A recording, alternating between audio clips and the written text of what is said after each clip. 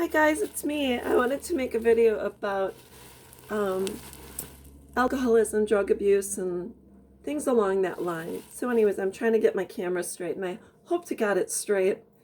Wanted to talk about it because this is a very personal issue for me.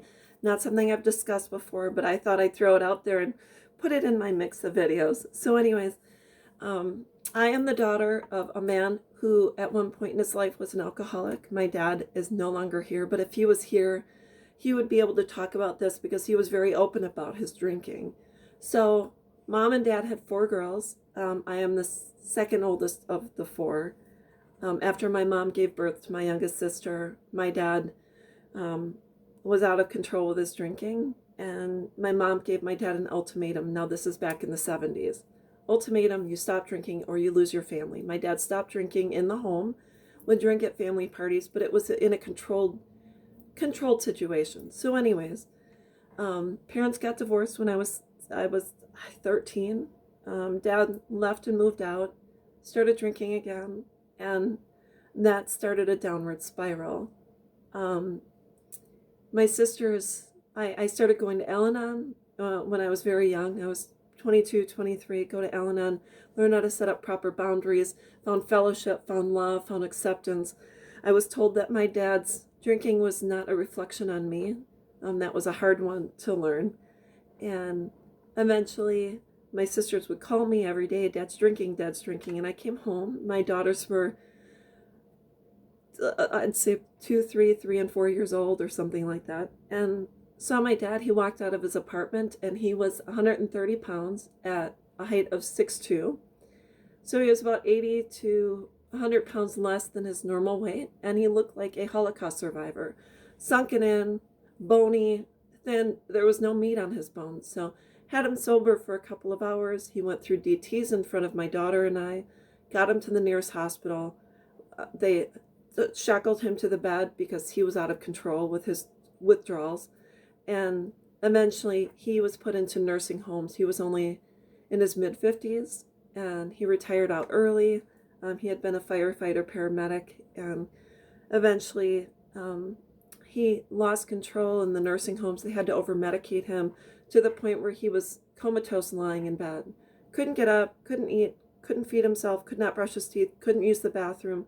He was just lying on a bed. He looked like a skeleton. So sisters and I took him out of that situation, detoxed him off the meds, and one day I get a call and he's like, "Hey Lori, how's it going?" As if nothing had ever happened. So he woke up from the dead, and we were able to have a relationship where he was coherent, sober, loving, kind, generous, gracious, empathetic, compassionate. Our relationship took a whole new meaning on it, and he didn't drink after that. So he did pass away about 10 years ago.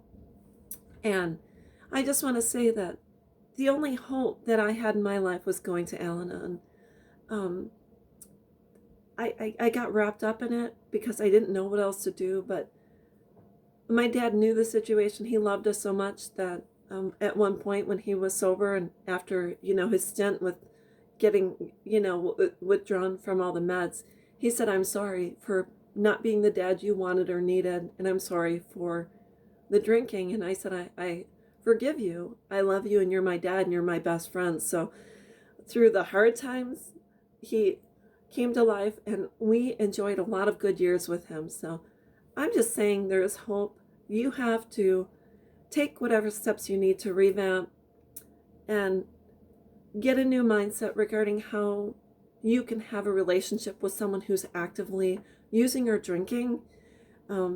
I couldn't, at one point with my mom and my sisters, I had to step away and say, I don't want to come with you to follow him when he leaves the nursing home. And he's living in the inner city because no other nursing homes would take him. And he was digging through garbage cans, drinking out of half empty beer cans because he needed to get his fix.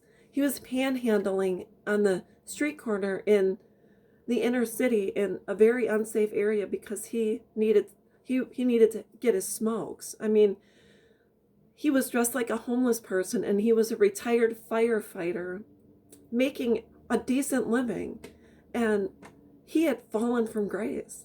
But through the nursing homes, through doctors, and everything in our love, he was able to get through. But you got to reach out for help. You can't do this on your own. I didn't do it on my own. I fortunately had Al-Anon, but Al-Anon saved my life. And my dad's been gone for a while, but anytime someone's involved with someone who has an addiction, I say go to Al-Anon. It will save your life, but you have to work the program. So anyways, wanted to share that. I hope it helps someone, and I'll talk with you again soon. Bye-bye.